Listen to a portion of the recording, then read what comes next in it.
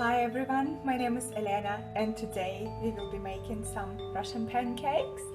As some of you might know, at this time of the year we are celebrating Maslenitsa, which used to be a religious and pagan holiday back in the day, a few centuries ago, and now while it's not a traditional holiday, while it's not a national holiday in Russia, it is widely celebrated by all Russian people, both in Russia and overseas as well. So basically, how do we celebrate Maslenitsa? We just make lots and lots of pancake and then eat them.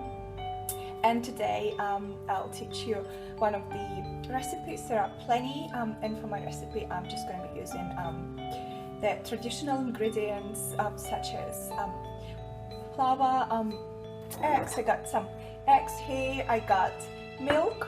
It has to be cow's milk. You can't really use any other milk. You can experiment, but the traditional recipe does suggest to offer cow's milk.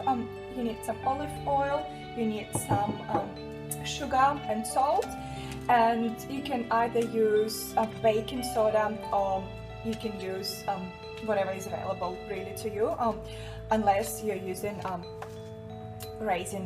self-raising flour. So just a bit about the history of the holiday. The round shape of the pancake symbolizes the sun. So back then our ancestors celebrated the beginning of the new season, the beginning of the new year. So back then the 1st of March was the celebration of the new year and the new season and the new beginnings.